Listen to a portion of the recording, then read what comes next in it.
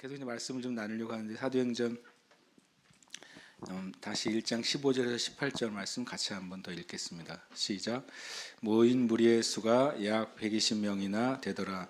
그때 베드로가 그 형제들 가운데 일어서서 이르되 형제들아, 성령이 다윗의 입을 통하여 예수 잡는 자들의 길잡이가 된 유다를 가리켜 미리 말씀하신 성경이 응하였으니 마땅하도다. 이 사람은 본래 우리 수 가운데 참여하여 이 직무의 한 부분을 맡았던 자라. 이 사람이 불의의 싹스로 밭을 사고 후에 몸이 곤두박질하여 배가 터져 창자가 다 흘러나온지라. 네, 거기까지 읽겠습니다. 아까 나눈 것처럼 16절에 보면 성령이 다윗의 입을 통하여 예수 잡는 자들의 길잡이가 된 유다를 가리켜 미리 말씀하셨다라고 이 사도 베드로가 시편의 말씀, 시편 69편 25절이죠, 정확히는. 그리고 시편 109편 8절인데요. 한번 찾아봤으면 좋겠습니다. 사도 베드로가 무슨 말씀을 인용한 건가라는 생각을 좀 볼 필요가 있죠. 시편 69편 저도 이제 찾아보겠습니다.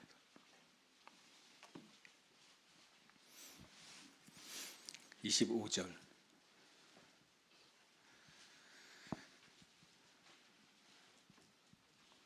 20절에 한 번 더 말하고 있죠. 20절에 보면 시편에 기록하였으되 그의 거처를 황폐하게 하시며 거기 거하는 자가 없게 하소서 하였고 그랬잖아요. 그걸 한번 실제로 시편 69편 25절을 사도 베드로가 인용을 한 거예요. 시편 69편 25절 잘 썼습니까?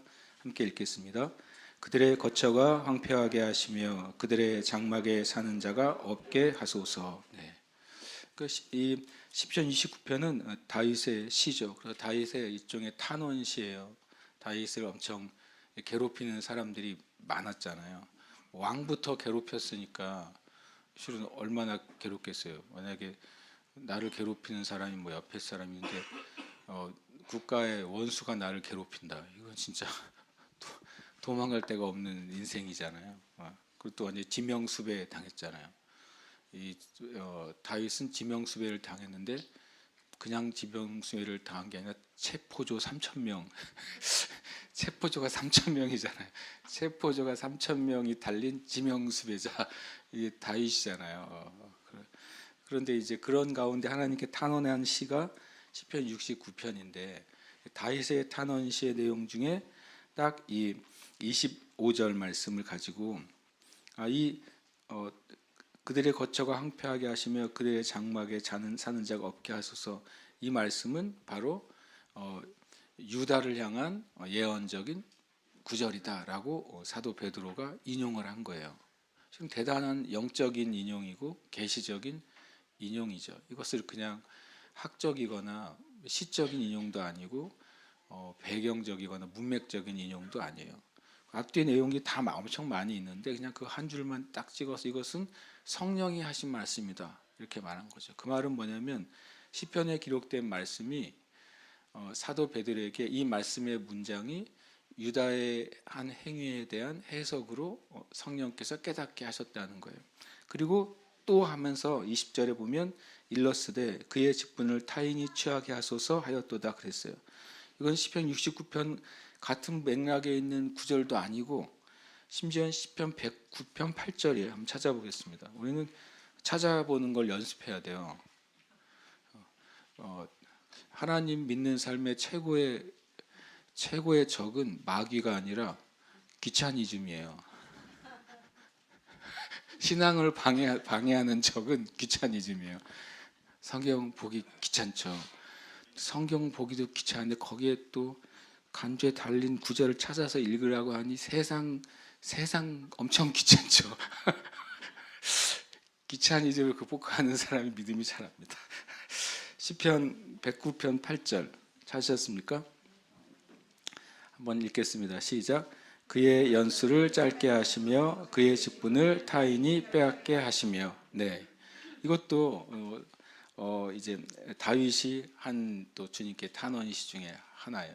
그 중에 있는 이 문장을 딱 뽑아가지고 바로 성령이 다윗의 입을 통하여 유다에 대해서 말씀하신 예언이다.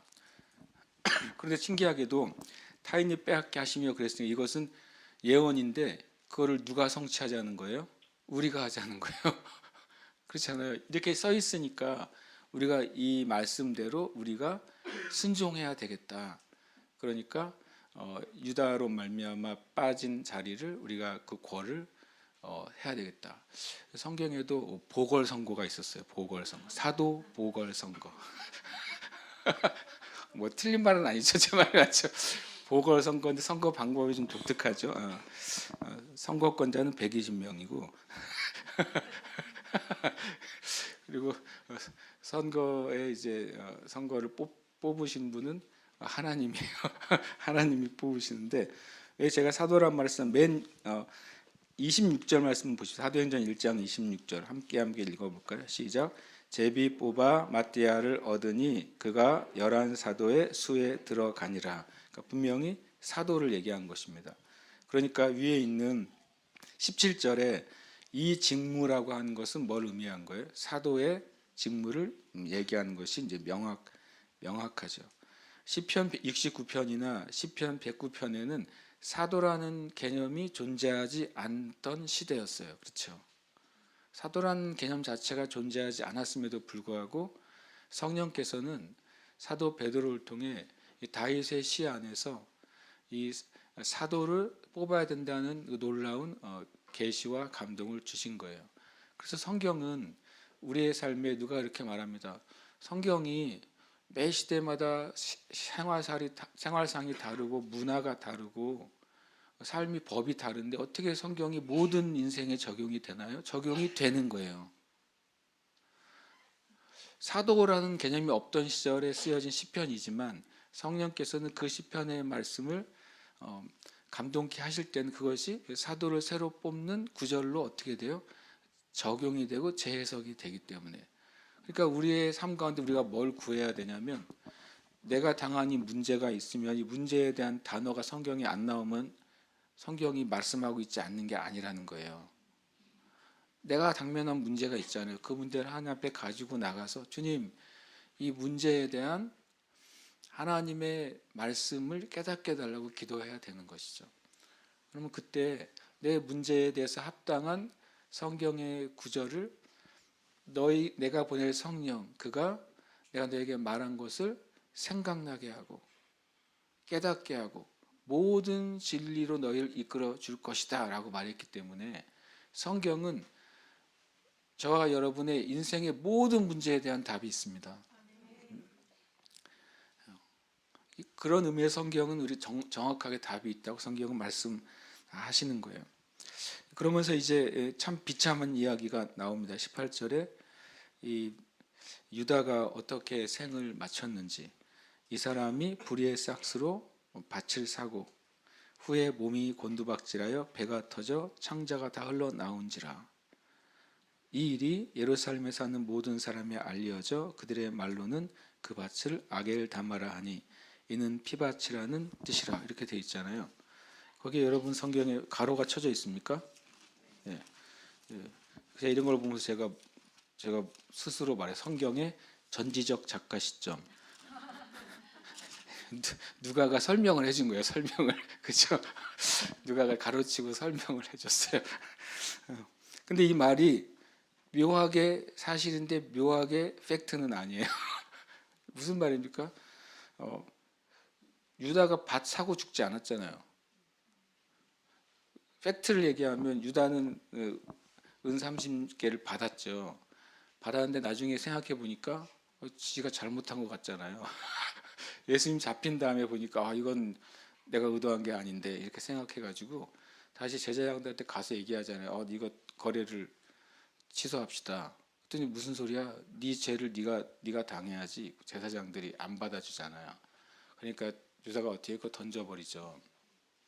그리고 가서 자살합니다. 그랬더니 제사장들이 어떻게 합니까? 이 돈은 더러운 돈이다.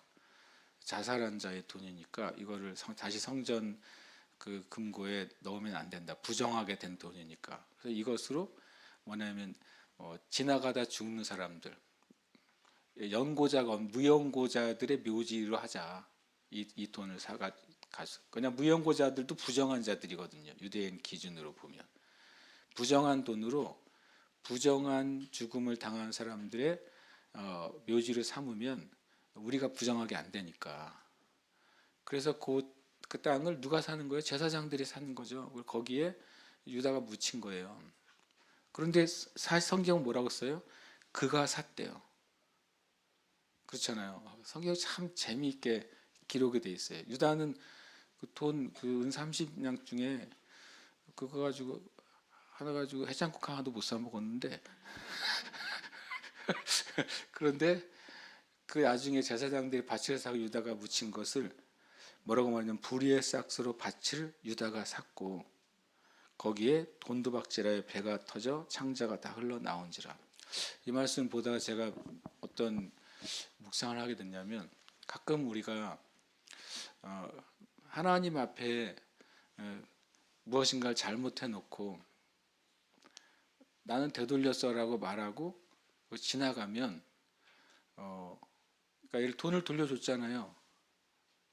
돈을 돌려줬으니까 말하면 끝이지, 나 해결됐어 라고 하는 것은 엄청난 영적인 오류다.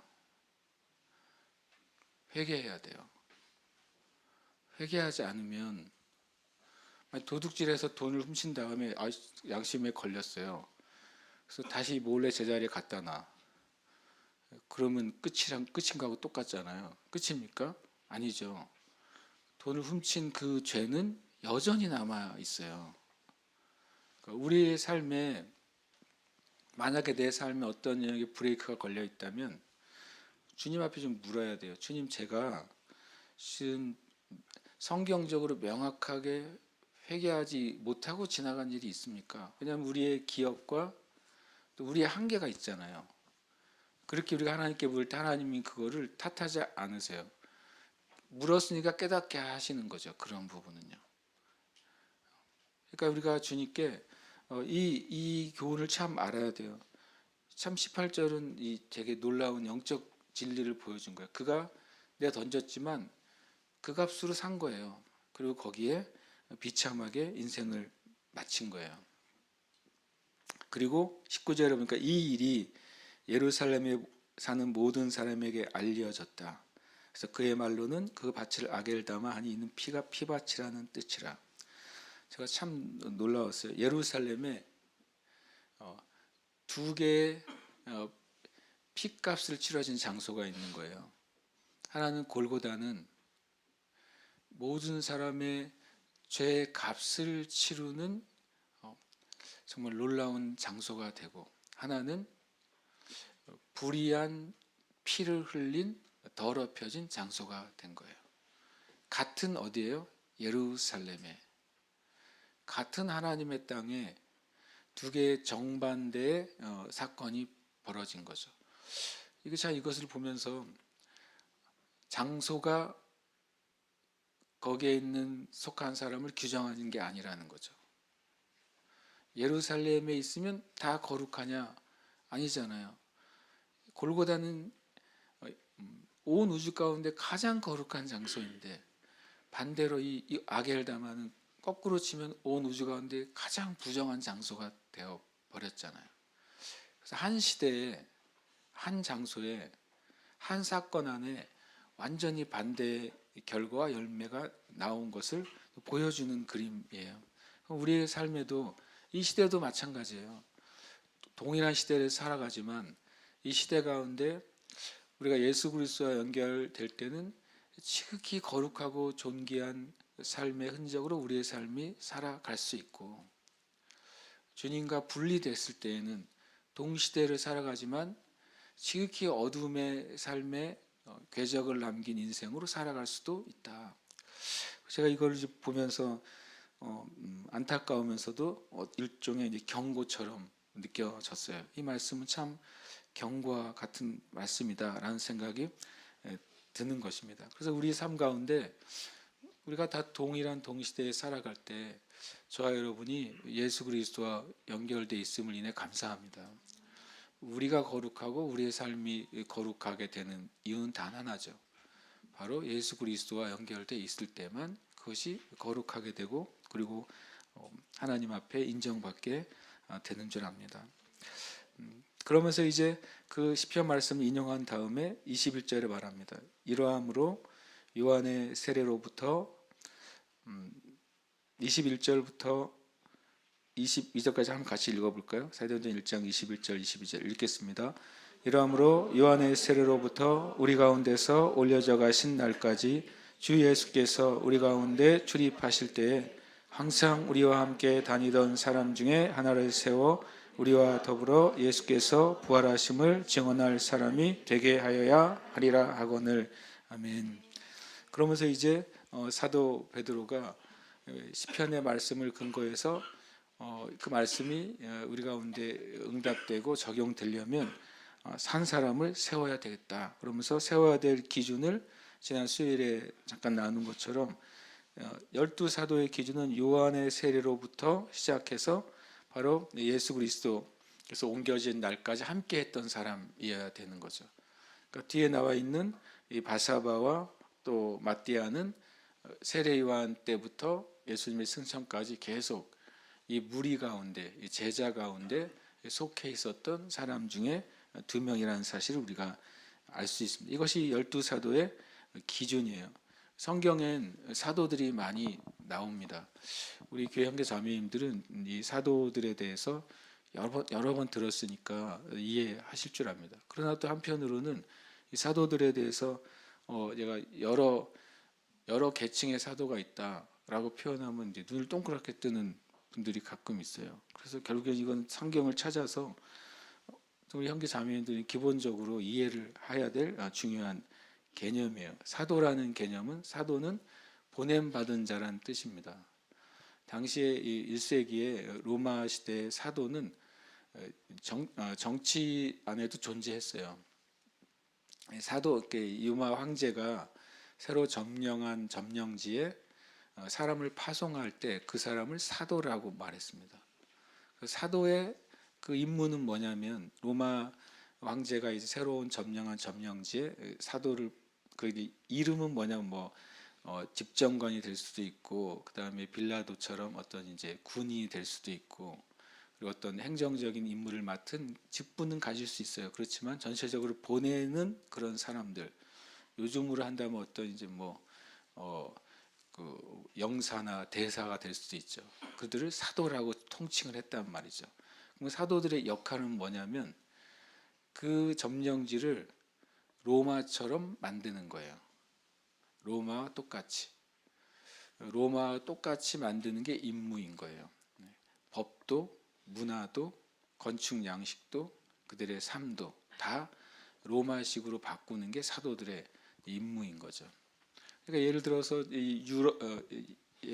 예수님 당시에 그 이스라엘도 그런 종류의 사도라고 스스로 자칭하면서 열심히 일했던 사람이 누굽니까? 헤롯 대왕이죠. 가이사라라는 항구가 있잖아요. 가이사라는 카이사르, 황제를 의미하는 단어입니다. 그런데 이제 헤롯의 아들이 이제 자기도 그걸 따라가려고 가이사랴 빌립보를 만들잖아요. 원래 가이사랴는 항구 도시인데 저 북쪽에 가이사랴 빌립보를 다시 만들죠. 그것도 이제 황제에게 바쳐진 도시가 되는 거고, 가이사랴 빌립보 지나갈 때 주님이 너희는 나를 누구라 하느냐 그러잖아요. 판신전이 보이고 카이사르에게 바쳐진 그 궁전이 보이는 그 자리에서 예수님 묻는 거예요. 사람들은 이 판신전을 믿고 숭배하고 어떤 사람들은 시저를 믿고 숭배하는데 너희는 나를 누구라 하느냐라고 물으신 거죠. 그때 다시 말한 것처럼 몰라도 아는 베드로가 주는 그리스도시요 살아계신 하나님의 아들이냐 위대한 고백을 거기서 합니다. 판신도 주가 아니고 그리스도가 아니고 시저도 주가 아니라 오직 예수님이 주라는 사실을 그때 놀랍게 고백하는 거죠.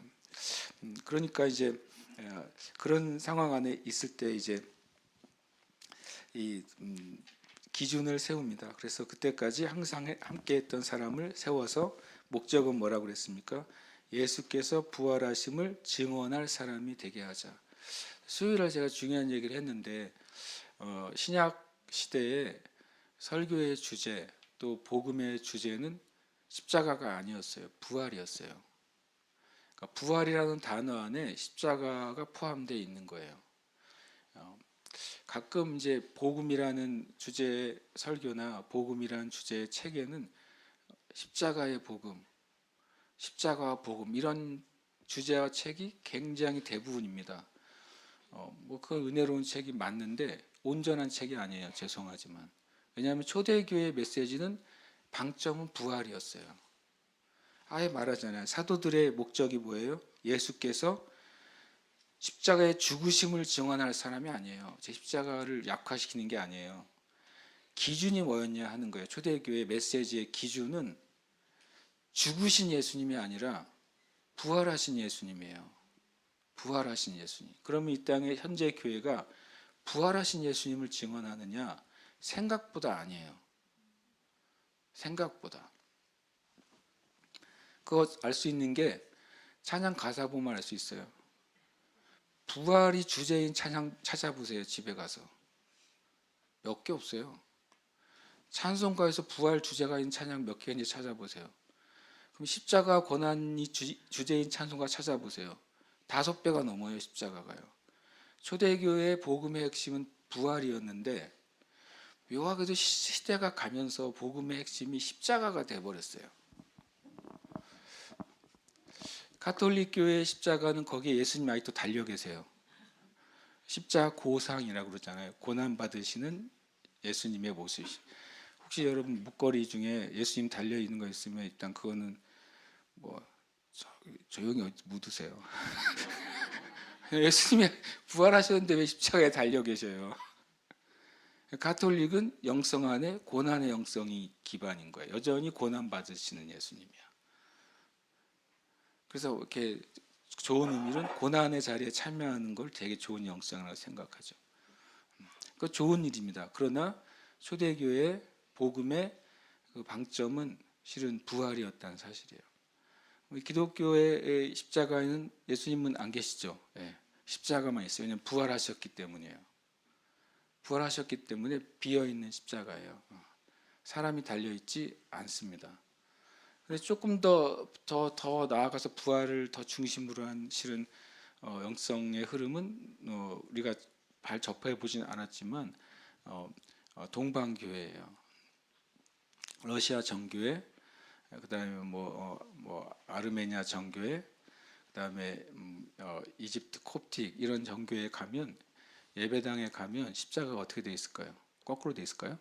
그건 아니고 십자가가 없어요. 그래서 우리가 익숙한 분들이 가면 십자가가 없네라고 느낄 수도 있어요. 십자가가 대부분 없습니다. 그럼 어떻게 돼 있을까요? 십자가가 있어야 될 그 강단 뒤쪽에는요. 대부분 스테인드 글라스로 부활하신 예수님 혹은 승천하신 예수님이 스테인드 글라스로 되어 있습니다. 동방정교의 전통은 부활이 중심이었어요. 부활의 영성. 그래서 이제 어떻게 보면 이 신약교의 영성과도 좀 맞닿아 있죠. 근데 또 그렇다고 해서 동방정교회나 그쪽 정교회가 엄청 성령 충만하냐? 또 그렇지는 않아요. 일단 중심이 그렇다라는 말씀이에요. 근데 분명히 이 말씀은 저한테는 되게 의미 있는 문장이라고 생각했어요. 우리와 함께 다니던 사람 중에 하나를 세워 우리와 더불어 예수께서 부활하심을 증언할 사람이 되게 하여야 하리라. 아예 그냥 명확하게 규정했습니다. 사도의 제1의 직무는 부활의 증언자입니다. 그 사도행전을 제가 수요일날 이렇게 말했잖아요. 사도행전은 초대교회의 설교 모음집이다. 좀 짧은 것까지 포함하면 26개, 한 24개에서 26개의 메시지가 들어있습니다. 사도 베드로의 메시지, 스데반의 메시지, 또 바울의 메시지 3개가 주죠. 그 안에 주제는 놀랍게도 다 부활입니다. 다 부활이 모든 사도행전 메시지의 중심이에요. 왜냐하면 규정을 했잖아요. 누가가 사도행전을 적을 때 이거를 되게 중요하게 생각했다고 제가 느껴요. 그리고 뒤에 이제 첫 번째 베드로의 오순절날 설교가 있고 두 번째 설교가 있어요. 메시지는 다 부활이 중심입니다. 죽으시고 부활하셨기 때문에 죽으신 의미가 발생하는 거예요. 죽으시고 부활하셨기 때문에 구약의 메시아의 예언이 성취된 거예요. 예수님이 메시아인 것은 죽어서 메시아가 아니라 부활하셔서 메시아인 거예요. 그래서 이게 되게 중요한 핵심입니다. 그때 이제 그들이 두 사람을 내세웁니다. 그들은 위에 있는 조건에 합당한 사람이죠. 이름이 거창하죠. 바사바라고도 하고 별명은 유수도라고도 하는 요셉. 궁금하잖아요. 그죠?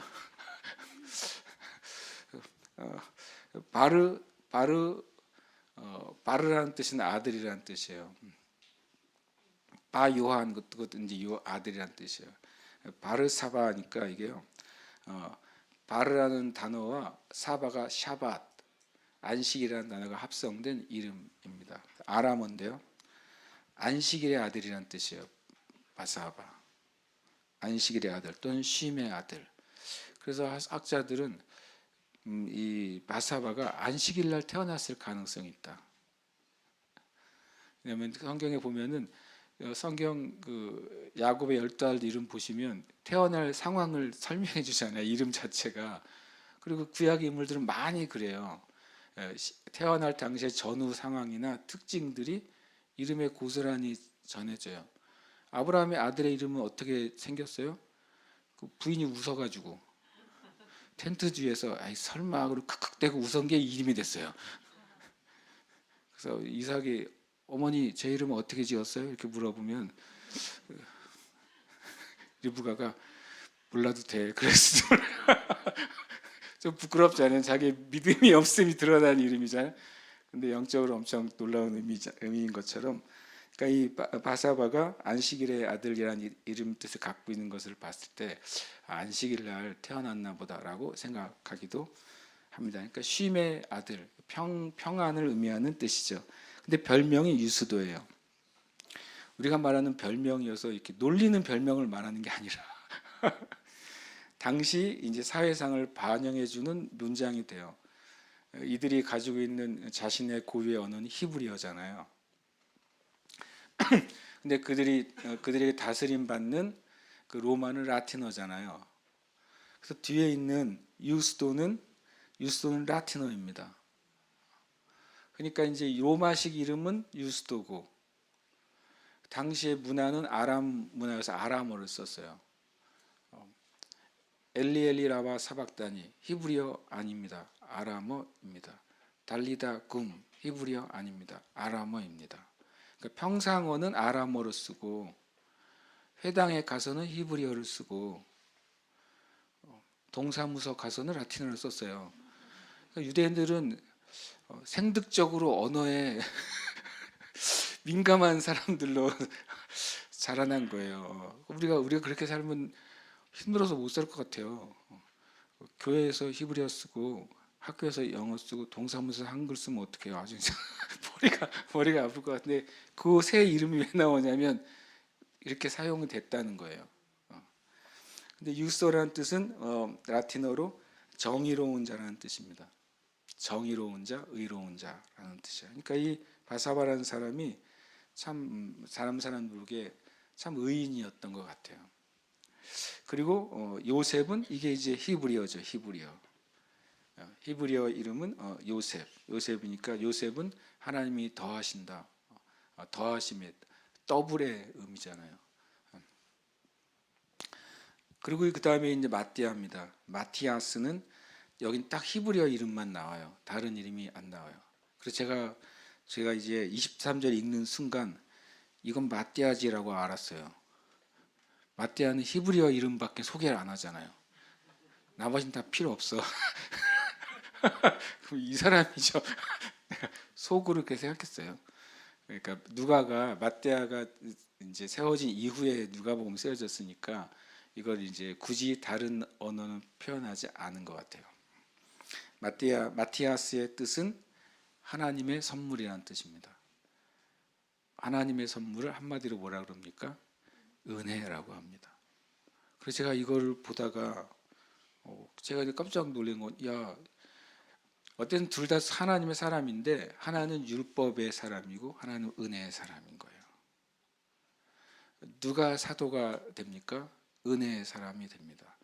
그러니까 신약의 교회가 어떻게 세워졌는지를 또 영적으로 보여주는 놀라운 장면인 거예요. 신약의 교회는 율법적, 만약에 바사바가 됐으면 율법적 권위, 이름 뜻에 의하면 율법적 권위가 세워지는 거잖아요.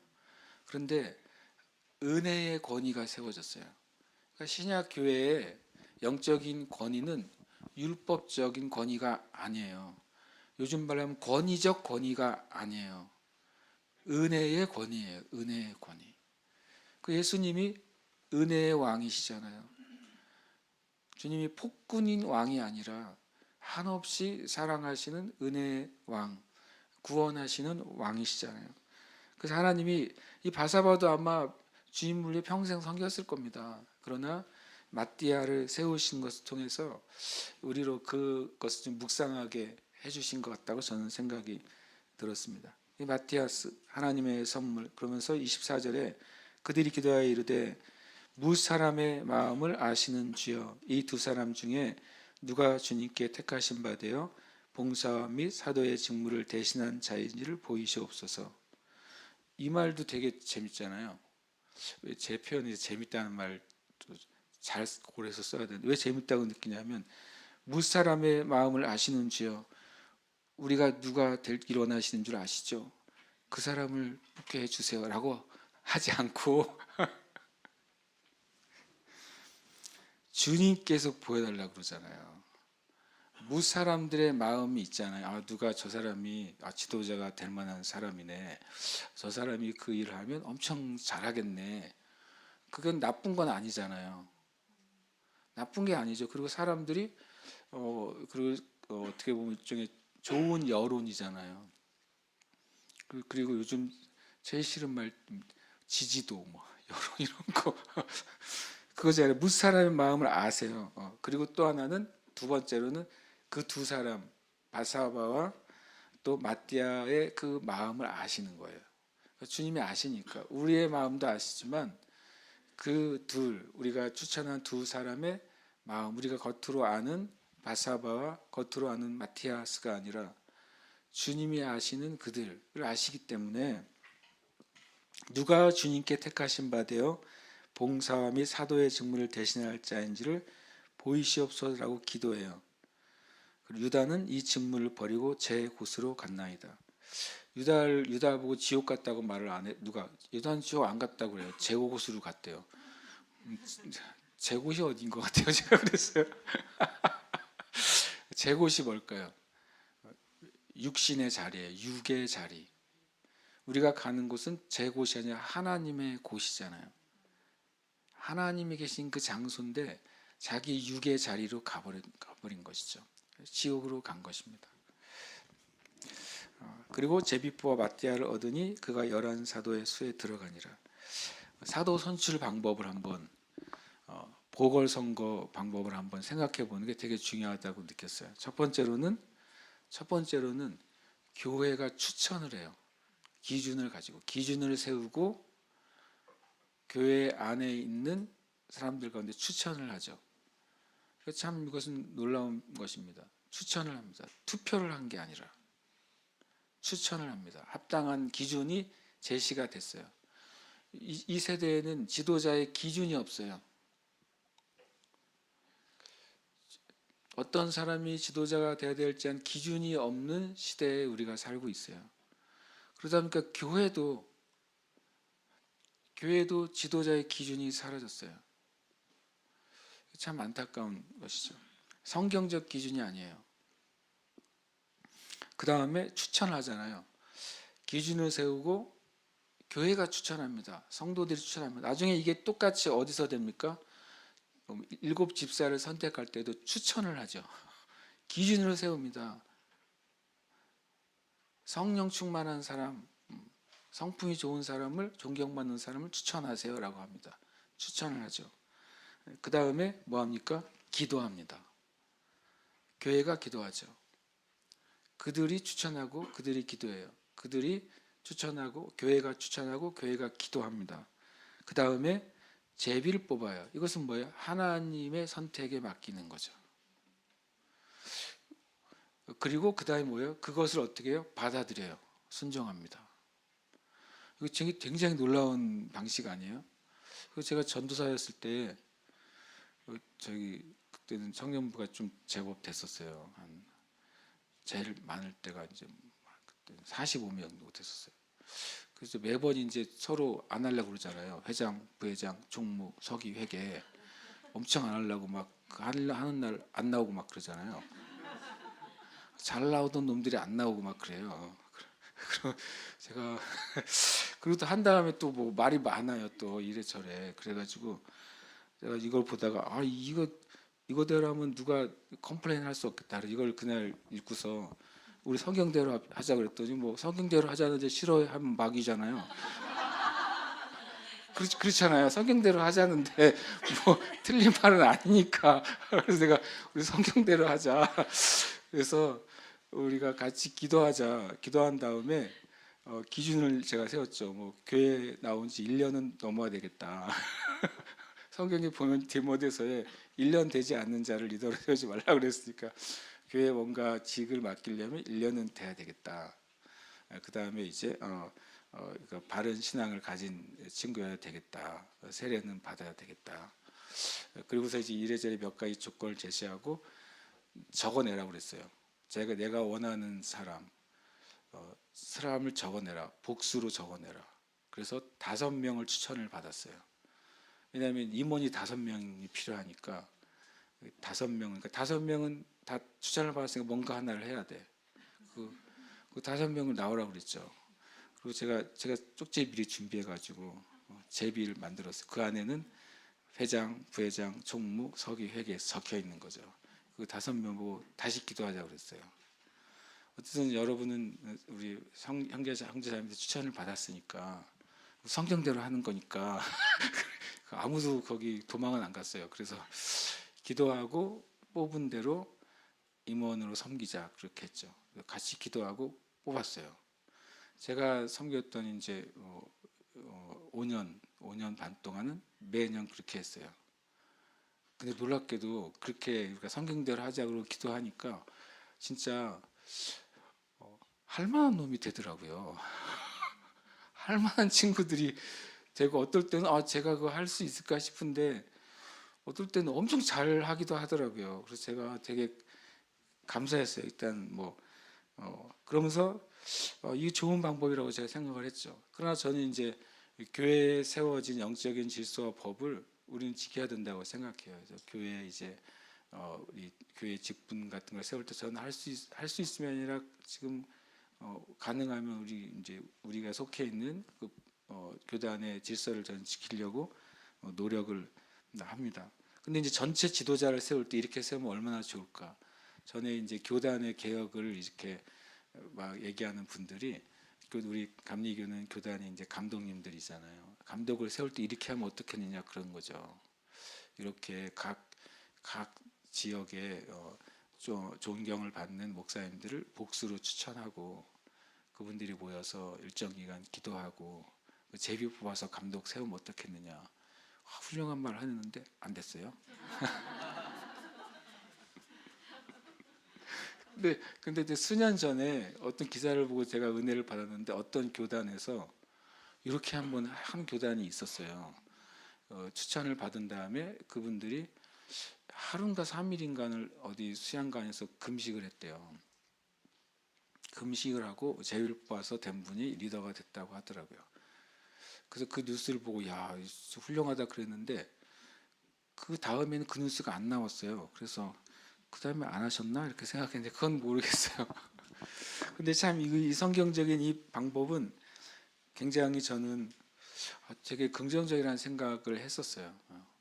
이렇게 하고 회중이 그거를 받아들인 거예요. 하나님이 이 사람 세워주셨구나라고 받아들였고 마띠아는 그 뒤로 사도행전에 계속 사도였다는 소리잖아요. 마띠아가 안 나오지만 사도였던 것이죠. 첫 번째 사도는 예수님이 사도세요. 예수님의 사도라는 사실은 히브리서 3장 1절에 나옵니다. 같이 볼까요? 다 아시지만 그래도 아직 혹시 처음 듣는 우리 지체들 위해서 한번 찾아보면 좋겠어요.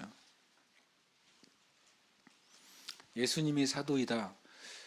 그러면 어떤 분은 정말 나를 되게 동그랗게 쳐다보는 분이 있었어요. 예수님의 그 존귀함을 이렇게 떨어뜨리는 단어처럼 느껴져가지고 그런 성경에 있습니다. 히브리서 3장 1절 말씀인데요. 함께 읽겠습니다. 그러므로 함께 하늘의 부르심을 받은 거룩한 형제들아, 우리가 믿는 도리의 사도이시며 대제사장이신 예수를 깊이 생각하라. 아멘. 여러분, 예수님을 생각할 때 대제사장이신 예수님을 깊이 생각하세요? 이것도 잘 얘기 안 하죠. 성경은 분명히 우리의 대제사장이신 예수님을 깊이 묵상하라고 그랬어요. 예수님이 나에게 있어서 대제사장이심이 어떤 의미인가, 그걸 깊이 묵상하라고 히브리서에서 말씀하고 있어요. 예수님이 대제사장이십니다라는 찬양 가사를 본 적이 없어요. 본 적이 있으세요? 외국 찬양이 있긴 한 것 같아. 한국 찬양에 본 적 있으세요? 예수님 당신은 대제사장이십니다. 이런 찬양 가사. 나는 못 봤어요. 그런데 히브리서는 그걸 깊이 생각하래요. 거기에 놀라운 은혜가 있다는 거예요. 놀라운 계시가 있다는 거예요. 그 다음에 그 전에 뭘 깊이 생각하라고 해요? 우리 믿는 도리의 사도이신 예수님을 깊이 생각하라고 해요. 하나님이 이 땅 가운데 진리를 이 땅 가운데 주시기 위해서 보낸 첫 번째 보내신 사도는 예수 그리스도예요. 예수 그리스도의 높으심을 낮추는 단어가 아니라 하나님이 예수님을 이 땅에 보내신 그 직무를 얘기해 주는 단어가 이 단어예요. 믿는 도리라고 말했는데 이 도리는 도를 말합니다. 우리 식으로 하면 믿는 교리라고 해도 돼요. 믿는 신앙. 우리가 믿는 모든 믿음의 고백의 사도는 예수 그리스도예요. 그러니까 이 말은 뭐냐면 저와 여러분이 무엇인가 믿음으로 말할 때 그것이 예수님으로부터 온 단어가 아니라면 잘못된 거예요. 기준이라는 거예요. 내 믿음과 믿음의 고백의 기준은 예수 그리스도예요. 그분이 믿는 도리의 사도이시니까. 그분의 기준 밖에 있는 고백은 잘못된 고백이다. 예수님의 말씀 안에 있는 고백이어야 믿는 믿음의 도리가 되는 거예요. 그러니까 이 두 가지를 깊이 생각하라고 했잖아요. 히브리서 3장 1절에. 여러분이 이제 오늘 들으셨으니까 한번 정말 눈 감고 생각해 보세요. 주님이 내 모든 믿음의 사도이시군요. 그분으로부터 온 게 아니면 제가 받지 않겠습니다. 라고 우리가 고백해야 되는 거죠. 그리고 예수님은 저의 대제사장이시군요. 여러분 개인의 대제사장이신 거예요. 여러분 개인의 대제사장이신데 구약의 대제사장은 양의 피, 염소의 피, 소의 피를 가지고 하나님께 나아갔다면 여러분의 대제사장이신 예수님은 자신의 피를 가지고 하나님께 나아가서 여러분 대신 죽으시고 속죄하신 대제사장이신 거예요. 우리가 그거를 깊이 생각해 보라고 말하잖아요. 정말 깊이 생각할 중요한 진리인 거죠. 그걸 생각할 때 대제사장이신 예수님이 있기 때문에 나는 하나님 앞에 죄 없는 자인 거예요. 대제사장이신 예수님이 있기 때문에 내가 언제나 하나님께 나아갈 때 하나님이 나를 받아주시는 거예요. 이게 놀라운 은혜라고 하는 사실입니다. 그게 첫 번째 예수님이 사도이시고 그 다음에 어린 양의 12사도가 있어요. 계시록 21장 14절입니다.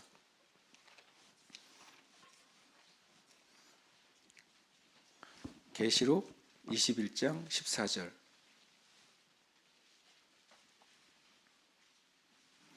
계시록 21장 14절. 찾으셨습니까? 함께 읽겠습니다.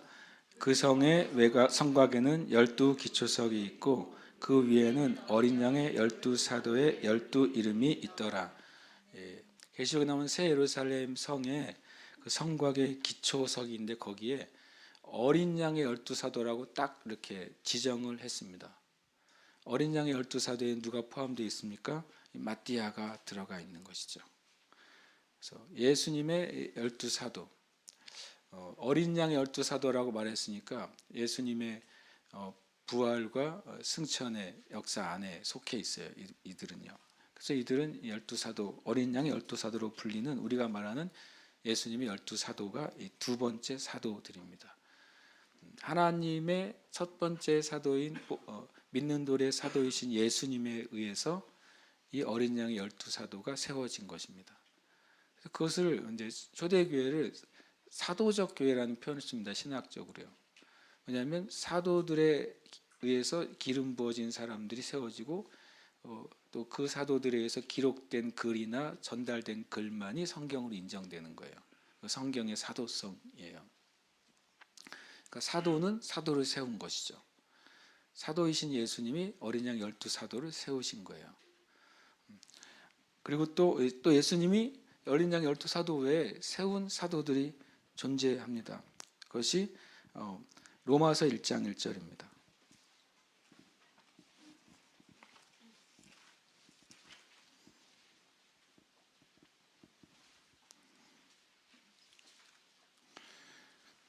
로마서 1장 1절 찾으셨습니까? 우리 같이 함께 로마서 1장 1절 읽겠습니다. 시작. 예수 그리스도의 종 바울은 사도로 부르심을 받아 하나님의 복음을 위하여 택정함을 입었으니. 아멘. 분명히 사도 바울은 예수님에 의해서 세워졌어요. 예수님이 사도 예수님에 의해서 세워진 사도가 사도 바울인데 그는 어린 양의 열두 사도는 아니잖아요. 예루살렘의 기초석에 바울은 없어요. 그런데 사도예요. 그렇잖아요. 이것이 세 번째 단계의 사도입니다. 첫 번째는 믿는 도리의 사도이신 예수 그리스도. 두 번째는 예수 그리스도에 의해서 예수님의 공생의 기간 또 부활 이후에 세워진 어린 양의 열두 사도. 그 외에 주님이 또 따로 세우신 사도. 그들이 그 중에 하나가 누구예요? 바울인 것이죠. 바울이에요. 거기까지만 사람들이 생각하거든요. 근데 그렇지 않습니다. 성경엔 또 나와요. 사도행전 13장 43절. 이 다음부터는 이제 정신을 차리고 내 말이 맞나 틀리나를 보셔야 돼요. 나중에 가서 엉뚱한 얘기 하실 수 있어요. 다른 사람, 우리 목사님은 누구도 사도고 누구 사도 다 사도래. 그러다가 이제 물어보면 다시 또 그분한테 오늘 설교를 한참 해야 돼요. 그러니까 잘 들으세요. 사도행전 13장 43절. 43절 찾으셨습니까? 사도행전 13장 43절. 네. 함께 읽겠습니다. 시작. 회당의 모임이 끝난 후에 유대인과 유대교에 입교한 경건한 사람들이 많이 바울과 바나바를 따르니 두 사도가 더불어 말하고 항상 하나님의 은혜 가운데 있으라 권하니. 아멘. 두 사도라는 말이 나오는데 두 사도가 이름이 뭐다? 바울과 바나바다. 바나바는 뭡니까? 사도입니다. 사도적인 사람이 아니에요. 사도예요. 바나바는. 정확하게 사도인 사도라고 말했어요. 근데 바나바는 예수님이 세웠다는 말이 성경에 직접적으로 안 나와요. 그렇죠? 네. 안 나옵니다. 근데 사도라고 말하고 있어요. 그럼 바나바는 어떻게 세워졌죠? 안디옥 교회에서 세워졌죠. 초대교회 놀라운 하나의 전통이 교회에서 세워진 사도들이 등장합니다. 이제 그게 바나바예요. 바나바와 바울을 따로 세우니. 그게 언제 나옵니까? 안디옥 교회 6명의 교사와 선지자들이 주님을 섬겨 금식하며 예배하며 기도할 때 성령께서 내가 지시할 일을 위해 바나바와 바울을 따로 세우라 그럽니다. 성령님의 감동에 교회가 순종해서 2명을 따로 세우는데 우리는 최초의 선교사라고 표현하지만 실은요 교회가 세운 사도들인 거예요. 이들이요. 그리고 그들이 교회가 세운 사도들이 한 일이 뭐예요? 선교 일을 한 것이죠. 그들의 직임은 사도고 그들의 사역은 선교인 거예요. 이 구별을 잘 해야 됩니다. 예를 들어서 어느 분이 선교사로 나갔는데 그분의 직임은 집사님일 수도 있잖아요. 어떤 분이 선교사로 나갔는데 그분의 직임이 권사님일 수도 있고 장로님일 수도 있고 목사님일 수도 있잖아요. 그 구별이 요즘 시대에 없어요. 교회에. 직임과 직분과 사역에 대한 구별이 실제로 교회에 이렇게 섞여 있어가지고 개념이 모호하게 되어 있습니다. 그것 좀 제가 감독은 아니니까 정리하기가 어렵겠지만 정리가 필요해요. 정리가. 사람들 안에서도 선교사님 그러면 다 목사님인 줄 아는 사람도 있어요. 성경 자체에 그렇게 돼 있지 않습니다. 직분과 직임과 사역은 구별이 되어 있어요.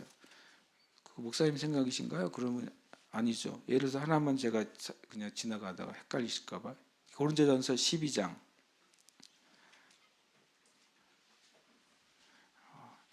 24시간 예배하다 보면 졸린데 이 방법이 좋네요. 계속 찾는 거예요. 계속 찾으면 계속 찾으면 좀 덜 졸리겠다. 이것 되게 중요한데요. 고린도전서 12장 4, 5, 6절. 고린도전서 12장 4, 5, 6절 같이 한번 찾겠습니다. 시작.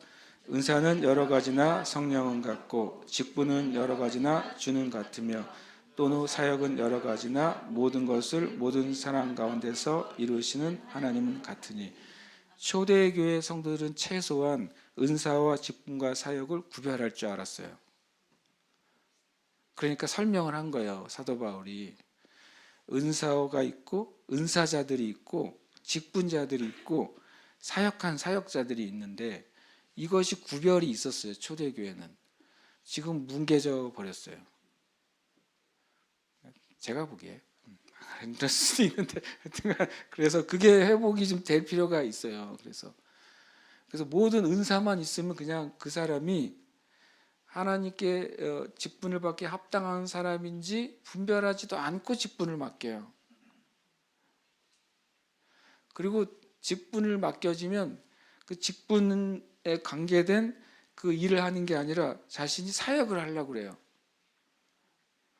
이 세 가지는 구별돼야 됩니다. 그리고 연결돼야 됩니다. 제일 좋은 게 뭐예요? 그 사역을 할 수 있는 사람이 사역의 직분을 맡아야 되고 그 직분을 맡은 사람에게 그 직분을 감당할 은사가 주어진 사람이어야 돼요. 이것이 이 정렬이 안 돼 있으니까 교회 안에 목회자든 사람들이 세워졌을 때 많은 어려움이 생기게 되는 거예요. 사도행전 여기까지 나왔죠. 그 다음에 또 하나 고린도전서 4장 9절 조금씩 이제 다른 문이 열립니다. 고린도전서 4장 9절. 아까 말한 것처럼 바나바는 놀랍게도 교회에서 세워진 사도라 그랬잖아요. 고린도전서 4장 9절 같이 한번 읽어보겠습니다. 찾으셨습니까? 시작. 내가 생각하건대 하나님이 사도인 우리를 죽이기로 작정된 자같이 끄트머리에 두셨음에 우리는 세계고 천사와 사람에게 구경거리가 되었노라. 아멘. 사도 바울이 사도인 우리라고 표현했어요. 다수의 사도를 얘기하는데 그러면 정확하게는 다는 알 수 없지만 최소한 누가 포함되는지 알 수 있냐면 고린도전서 1장 1절 보세요. 충격적인 얘기가 나와요. 고린도서 1장 1절 읽겠습니다. 시작. 하나님의 뜻을 따라 그리스도 예수의 사도로 부르심을 받은 바울과 형제 소스데네는. 그래서 보통 성경 주석을 보면 이렇게 말합니다. 사도 바울과 사도 바울의 동역자 소스데네 이렇게 많이 번역을 하고 합니다. 완전 잘못된 거예요. 제가 이렇게 주장할 수 있냐면 바로 뭐 때문이냐? 고린도서 4장 뭐예요? 9절 때문이에요. 사도 바울 자신이 고린도전서는 바로 바울과 소스데네 두 사람의 이름으로 쓰고 있습니다라고 시작을 하잖아요. 그래서 편지 중간에 우리라는 표현은 당연히 누가 포함돼요? 소스데네가 포함되죠. 근데 뭐라고 표현하면 사도인 우리라고 했어요. 소스데네는 뭐다? 사도입니다. 명확하죠. 이건 뭐 제가 만들어낸 게 아니에요. 근데 사도 소스데네라는 말을 들어본 적이 없어요. 성경은 분명히 소스데네는 사도라고. 소스데네는 또 누굴까요? 회당장이었어요. 회당장 소스데네가 사도 바울을 고발했다가 두드려 맞아요. 사람들한테. 개인 재판석에 갔다가 재판장이 나 이거 재판 안 할래 그러고 돌려보내니까 사람들이 소스데네를 두드려 팹니다. 그리고 사도 바울이 여기서 안 해. 그리고 딴 데 가서 복음을 전하는데 여기 고린도전서에 갑자기 그 소수대네가 사도의 동역자가 되고 사도 바울의 같은 사도로 불려져요. 학자들은 해당장 소수대네와 이 소수대네가 다를 수도 있다고 말하는 이들도 있어요. 그러나 성경 안에 이렇게 어떤 같은 사건과 선상 안에서 불려질 땐 대부분 같은 인물로 보는 것은 나쁘지 않다고 저는 봐요. 어쨌든 같은 인물이 아닐지라도 소수대네라는 사람은 사도임이 분명합니다. 갑자기 사도가 확장됐죠.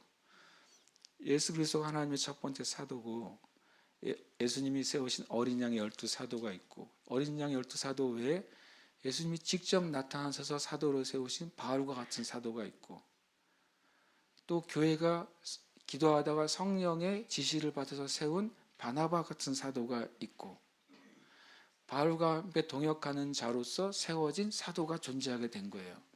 그럼 거기 사도가 끝이냐? 아니에요. 골로새서 1장 1절 볼까요?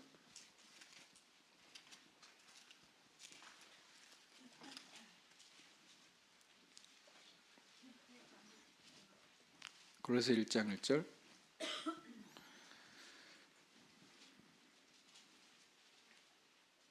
골로새 1장 1절 찾으셨습니까? 읽겠습니다. 시작. 하나님의 뜻으로 말미암아 그리스도 예수의 바울과 형제 디모데는 여기서 디모데를 사도라고 말하는데 아까 말한 것처럼 또 성경 주석에는 사도 바울과 동역자 디모데로 합니다. 그렇게 해석을 많이 해놨어요. 근데 저는 그게 아니라고 말하는 거죠. 근데 여기서는 특별히 사도 바울이 자신이 사도성을 얘기할 때는 예수 그리스도께서 나를 사도로 불러셨다고 그랬잖아요. 근데 여기서는 하나님의 뜻으로 됐다고 표현해요. 디모데는 예수님이 나타난 방식으로 사도가 된 건 아니라는 소리예요. 그러면 그거를 어떻게 알 수 있는가? 사도의 데살로니가 전서 2장. 오늘 성경 많이 찾으시네요. 한 달 동안 찾으신 만큼 오늘 찾으시는 거네. 데살로니가 전서 2장 7절. 이것도 엄청난 문장이 됩니다. 제가 나누는 맥락 안에서는. 데살로니가 전서 2장 7절 함께 읽겠습니다. 시작. 우리는 그리스도의 사도로서 마땅히 권위를 주장할 수 있으나 도리어 너희 가운데서 유순한 자가 되어 유모가 자기 자녀를 기름과 같이 하였으니 우리는 이라고 말했잖아요. 우리가 누굽니까? 1장 1절 데살로니가전서 1장 1절에 나오죠. 그 우리가 정체가 나와요. 한번 읽겠습니다. 시작. 바울과 실로아노와 디모데는 이 데살로니가전서 2장 7절에 나와 있는 우리가 사도로서라고 명확하게 말하죠. 그럼 그 우리에 누가 또 포함됩니까? 실로아노와 디모데가 포함이 돼요. 그러니까 성경에 이렇게 하나님이 이 땅에 보내신 진리의 사도 예수 그리스도, 예수 그리스도께서 직접 세우신 12사도, 그 다음에 예수님께서 따로 세우신 사도 바울과 같은 사도, 그리고 교회가 성령의 인도함을 받아 세운 교회가 세운 사도의 계층이 있었다는 거예요. 이건 성경적입니다. 그렇게 따지면 사도의 수가 꽤 됩니다. 이렇게 말씀을 찾으면서 찾게 되면요. 그리고 고린도전서 12장 28절이요.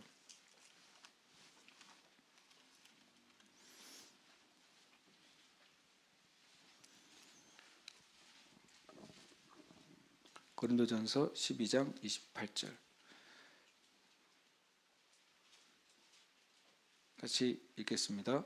하나님이 교회 중에 몇을 세우셨으니 첫째는 사도요, 둘째는 선지자요, 셋째는 교사요, 그 다음은 능력을 행하는 자요, 그 다음은 병 고치는 은사와 서로 돕는 것과 다스리는 것과 각종 방언을 말하는 것이라.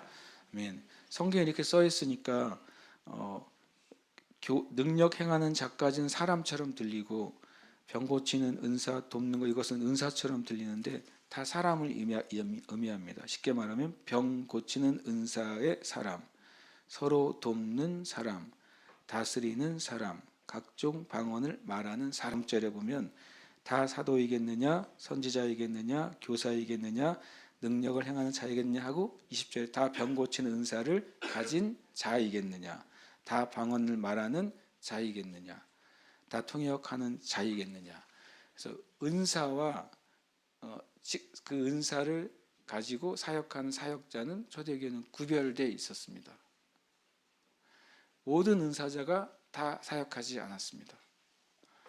그 중에 그 은사가 명확하게 드러나고 또 교회에 의해서 세워진 사람들이 그 사역을 했던 시절이 초대교회였어요. 그리고 그러면 초대교회만 이 일에 해당된다면 이 말씀은 우리에게 의미가 없잖아요. 위에 보면 너희는 그리스도의 몸이요 지체의 각 부분이라. 그러면서 지체의 역할들 중에 이런 사역들이 있을 거라고 말하고 있어요. 그런 의미에서 지금도 초대교회에 속해 있잖아요. 우리가요. 그럼 지금에 있어도 사도가 있느냐? 그런 의미에서는 존재하죠. 근데 누가 사도냐? 그건 말할 수는 없죠. 왜냐하면 그거를 지정해 주지 않았어요, 성경에. 그러나 하나님은 교회 안에 그런 며칠 세우셨다. 그리고 그것은 계속 지속되는 사건인 것이죠. 그래서 누가 어느 목사님이 사도예요, 제가 이런 식으로 누구를 호칭하거나 말하는 것은 명확하지 않다고 생각해요. 그러나 성경 안에서 성경에 예수 그리스도가 사도 되시고 오랜 영 12사도가 사도이시고 사도행전에 나와 있는 성령에 의해서 교회에서 세워진 사도가 사도인 것처럼, 또 성경에 말한 것처럼 교회 안에 그리스도의 몸인 교회 안에 주님이 사도를 세우셨다고 말한다면 우리는 지금 이 세대에도 이 직분을 역할하는 사람들이 교회 안에 일어나도록 기도해야 돼요. 주님 필요하니까 세우셨거든요. 그리고 주님의 목적이 있어서 세우셨거든요. 그래서 우리는 주님이 말씀하신 것을 받아야 될 필요가 있습니다. 그래서 그런 것을 이런저런 이제 얘기를 하고 해석을 하지만 저는 이제 거기까지는 우리가 말할 수 있다고 생각이 드는 거예요. 그러니까 이 사도에서에 이제 들어가면서 교회의 영적 질서와 권위가 회복이 됩니다. 그러고서 이제 교회가 세워지게 되는 거죠. 그러니까 이 세대의 교회 가운데 우리는 정말 주님 앞에 이 교회의 기초들이 다시 세워지도록 또 견고하게 되도록 기도할 필요가 있어요. 하나님의 백성들이 세상을 이기고 또 마귀를 이기는 그 통로로 세우신 것이 분명히 교회입니다. 왜냐하면 예수님이 어떤 특별한 사역자의 머리가 되신 게 아니라 교회의 머리가 되셨기 때문에 그렇습니다. 예수님이 마귀의 일을 이 땅 가운데서 주님이 멸하시고 이제 승천하셨죠. 그리고 예수님이 하신 일들을 계속 지속적으로 하도록 부른 것이 바로 교회예요. 머리이신 예수님이 뭔가를 하려면 교회의 지체인 손이 필요한 것입니다. 머리이신 예수님이 어떤 땅을 밟기를 원하신다면 교회의 지체인 발이 필요한 것입니다. 예수님이 능력이 없으셔서가 아니라 우리를 값주고 사셨기 때문에 이 땅에 있는 교회를 통해서 일하기를 원하시는 거예요. 그것이 하나님이 이 세대 가운데 일하시는 방법인 것이죠. 시편은 끊임없이 말하잖아요. 홀로 기이한 일을 행하시는 하나님, 이렇게 표현해요. 홀로 행하실 능력과 의지와 모든 지혜가 있는 하나님이신데 주님이 그 행하시는 방법을 신약에서는 교회를 통해서 행하시겠다고 말씀하셨어요. 교회는 예수님의 몸이 되고 만물 안에서 만물을 충만케 하신 하나님의 충만함이 담겨져 있는 곳이 교회라고 말씀하시는 겁니다. 그런 의미에서 우리가 오늘도 기도하고 있습니다. 아침에도 그 기도를 했는데 또 한 번 하고 있습니다. 주님, 신약의 교회에 우리가 정말 라인 안에 있습니다. 같은 법칙과 진리 안에 있습니다. 그래서 교회의 기초들이 다시 세워지게 하여 주시옵소서. 첫 번째 교회의 기초는 예수님과 예수님의 구원의 사역입니다. 두 번째 교회의 기초는 예수님께서 사도들에게 가르치신 하나님 나라에 대한 영적인 지식입니다. 세 번째 교회의 기초는 성령의 세례입니다. 네 번째 교회의 기초는 예수님이 다시 오심에 대한 소망입니다. 다섯 번째 교회의 기초는 기도예요. 여섯 번째 교회의 기초는 바로 영적인 질서와 권위가 회복되는 겁니다. 다 기억이 안 나시더라도 기도할 때 주님, 이 세대 교회들 주님이 세우셨사오니 그 세우신 기초들이 견고하게 되게 해 주시옵소서. 그 세워진 기초들에 혹시 무너진 것이 있다면 회복되게 해 주시옵소서. 그리고 절대로 다른 것과 바꾸지 않게 해 주시옵소서. 이 시간 주님 앞에 교회들이 세워지고 성경의 교회의 기초들이 온전하게 되도록 우리가 합심해서 이 시간 기도하겠습니다.